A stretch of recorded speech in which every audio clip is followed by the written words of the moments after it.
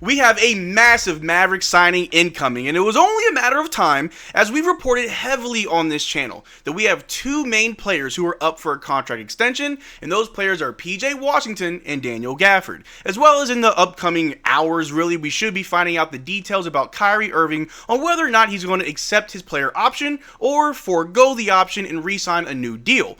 However, just a few minutes ago, we got the breaking news that Daniel Gafford is indeed getting a contract extension with the Dallas Mavericks to come back for another 3 years on a very team-friendly deal, about $54 million to $60 million. The details are still floating around there, but in this video, we're going to take a look at the report about Daniel Gafford. What does the money look like? What does that mean for other players' extensions? And how does the rest of the summer go from here?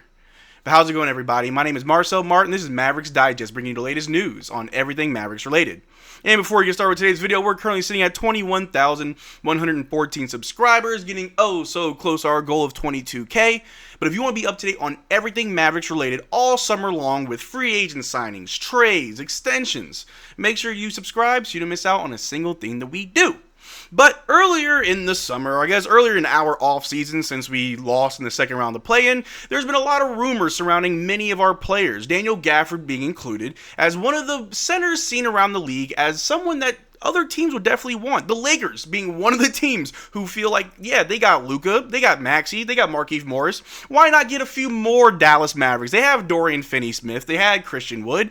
It really does seem like the Los Angeles Lakers are trying to build the Los Angeles Mavericks. And when this report came out earlier this month, or last month rather, Daniel Gafford wants starting center money, which could lead to a trade.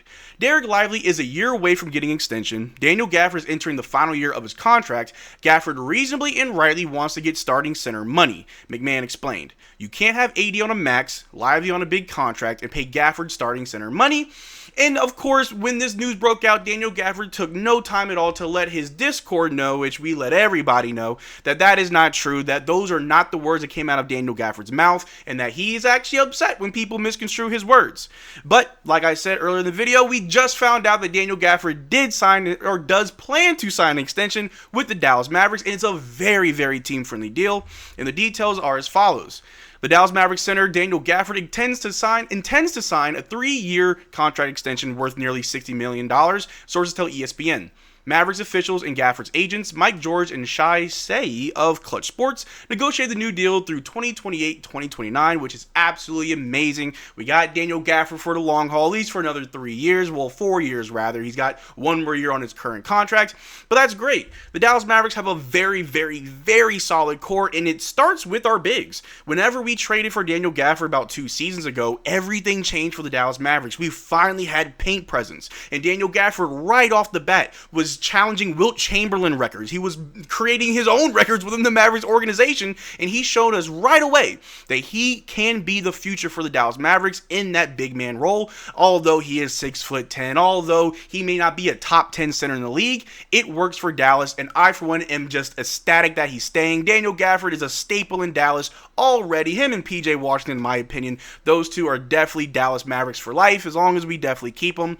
But keeping Daniel Gafford is very huge. With Cooper Flagg coming, it's good to have some centers that he can play with, because we all know that Cooper Flagg by himself is a very talented player.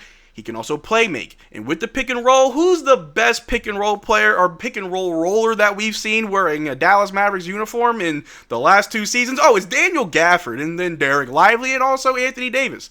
So all in all, keeping our paint presence is very important. But how good was Daniel Gafford? I mean, last season he put up 12 points, 6 rebounds, about 1.4 assists. Again, that's not really a starting center stat line. It's still good by all means. Daniel Gafford is amazing center, maybe not a top 10 in the league, but with the value we get out of him, it feels like we have a top 10 center.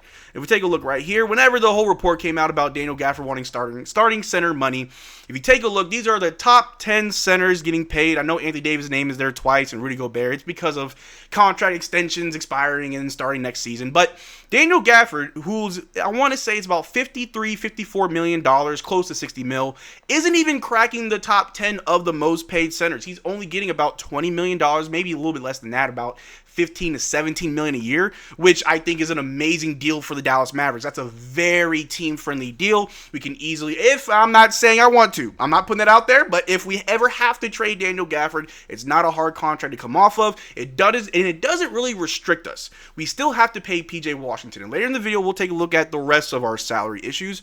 But that contract really does make things a lot easier. In the upcoming hours, and I'd say at least the next 12 hours to 24 hours, we should know the details on Kyrie Irving, whether he's going to opt into his contract or is he going to opt out and get a new deal. And he only has about 1 year left. It's a player option, so the money's going to get a little bit weird, but at least we know that on the Daniel Gafford front, everything's good to go. We've got our center, whether he's a starter or a backup, it really doesn't matter. The landlord is going to deliver, and he's going to collect that rent.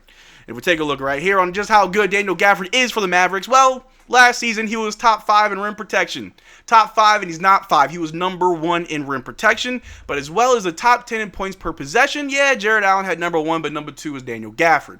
Again, we're only paying about $15 to $17 million a year. He's putting up great, efficient numbers for the Dallas Mavericks. He also shoots 70% from the free throw line, which I think is, about 68%. That's still very good for a center. But knowing that we don't have to overpay for a center that gives us this much production is amazing for the Dallas Mavericks. That really does put things into perspective as far as competing. We still want to compete for a championship. We're still going to go out there and try to win games and make it to the playoffs and try to make a deep run. And we got to keep the team together as close as possible. If someone's got to get traded, someone's got to go.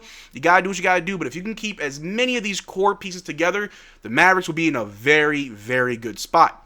But if we take a look right here as well, I'm all over the place.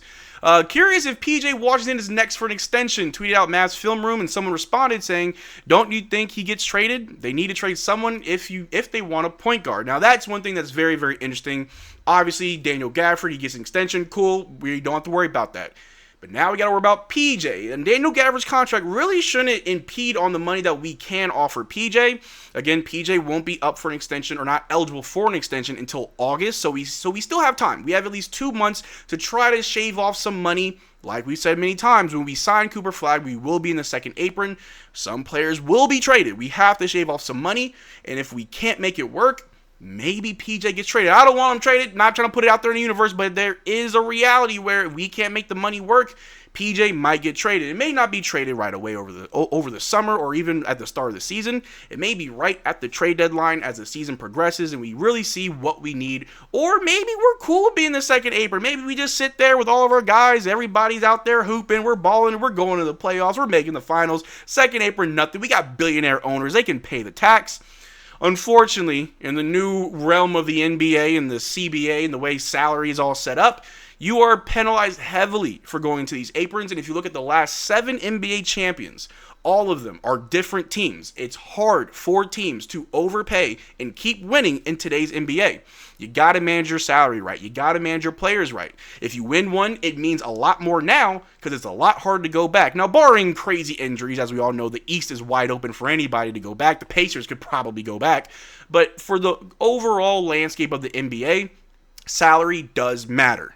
If we take a look right here, like I said, the salary caps, we're about $10 million under the second apron, about $3 million over the first apron. The money is getting kind of funny. You sign Cooper Flagg, he's going to make about $14 million a year, so that puts us over. Daniel Gafford, he'll sign his extension soon. That money will not take into effect until next year. However, things don't look as bad because it is just an extension for Daniel Gafford. He's still going to make his $14 million next year.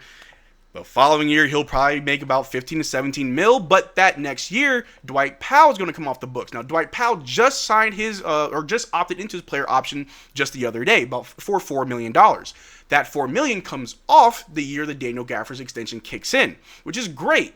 The problem is the year that Daniel Gafford's extension kicks in is when Kyrie Irving's new contract kicks in, which we have no idea what that looks like, as well as PJ Washington. The same year Daniel Gafford's kicks in is the same year PJ's is supposed to kick in. And the way everything looks, PJ Washington staying in Dallas on a contract that he wants is kind of contingent on what Kyrie Irving takes. If Kyrie Irving takes what he wants and there's no room for PJ, then there's no room for PJ. But at the same time, Kyrie Irving isn't going to take a 50% cut to his salary just to keep PJ. I don't see that happening. If it does, he's a better man than I. But all in all, we can worry about PJ and Kyrie when the time comes. Right now, we got Daniel Gafford. We got one of the best big men in Dallas Mavericks history. The best big man since Tyson Chandler and Dirk. Hyperbole, but it does feel good to know that we're not breaking the band up and guys are staying right here in Dallas. But let me know what you think in the comment section down below. Do you think this is great that we're bringing back Gafford? Do you think we overpaid or underpaid? In my opinion, I thought we were going to pay close to $25 million a year. This is actually very good for the Mavericks. But let me know what you think in the comment section down below. We could have a conversation about it. But that's all I got for you guys today. Thanks for making this far to the video. Make sure to check out our Twitter and Discord. Links in the description below. And as always, y'all take care. Drink water. Peace.